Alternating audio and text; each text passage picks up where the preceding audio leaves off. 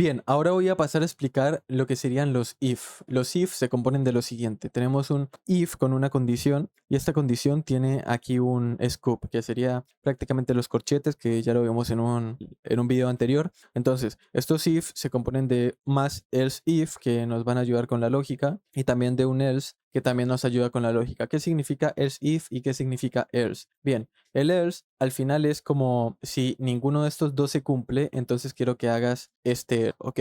Y también podemos colocar otro else if acá que ejecute otra lógica acá abajo con una condición. Y con esta condición nos va a ejecutar esta parte de acá y al final podemos ahí ir viendo más condiciones poco a poco hacia abajo, ¿ok?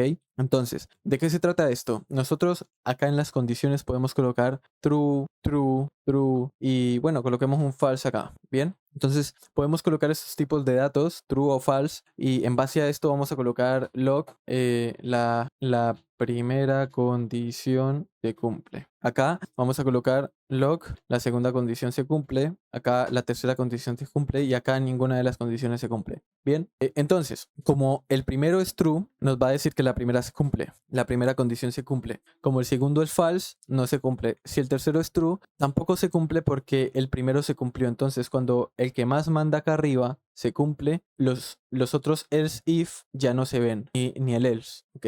En caso de que haya un if acá abajo y sea true, se va a ver también. Este es otro if. Entonces, si nosotros ejecutamos, tenemos la primera condición se cumple y este es otro if que está muy afuera de estos, porque esto es como toda la... Imagínense que el if es el que manda y acá van habiendo otras cosas que hereda el if, o sea, heredan del if, ¿ok? Entonces sería else if, else if, else. Entonces, imagínense que este es false y este es true. Entonces, si este es true, se va a cumplir el segundo, pero el tercero es true y no se cumple. Entonces, si el tercero es true y el segundo es true, el segundo es el que manda, porque este es el segundo. Al final va de arriba hacia abajo, ¿bien? Entonces, si ejecutamos, dice la segunda condición se cumple, que sería esta, ¿bien? Entonces, más que nada eso, y siempre es entre false o true. Entonces, ¿qué pasa con esto? Esto lo podemos concatenar con estos operadores de acá, que son comparaciones, que al final no son operadores, son comparaciones que al final te van a ayudar a concatenar con otro tipo de datos. Por ejemplo,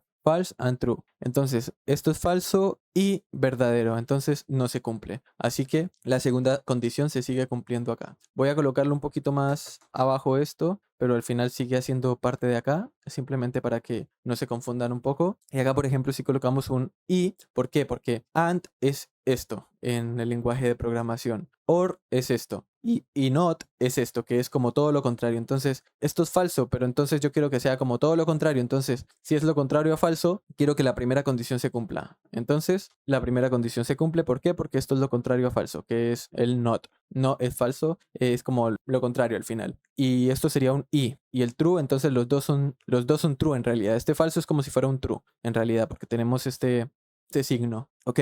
Ahora, imagínate, quito esto y coloco en vez de un false y coloco un o. Entonces coloco esto, entonces acá tenemos un false y un true. Entonces tenemos, si esto es falso o esto es verdadero, quiero que me imprimas esto, ¿ok? Quiero que hagas lo que esté acá adentro. Al final, si nosotros ejecutamos, la primera condición se cumple porque esto es un O. Bien, muy importante esto, hay que entenderlo porque al final nos va a ayudar mucho en demasiadas lógicas de programación. Bien, entonces ya teniendo esto, podemos pasar al siguiente nivel, que sería y. Esto al final nos va a decir que es true. ¿Por qué? Porque ya lo expliqué todo, ¿ok? Prácticamente la primera condición se cumple porque esto es falso o todo esto es verdadero. Al final todo esto es verdadero. Entonces, si este es true y esto pasa a ser falso, alguno de estos, como esto es y, pero esto es true, entonces también me va a dar verdadero. La primera condición se cumple, pero si este empieza a ser falso, se cumple la segunda porque esto es falso y todo esto de acá es falso porque acá hay muchos y. Y acá es donde empiezan las comparaciones, que las comparaciones son un poquito más complejas, así que vamos a verlo en el siguiente video.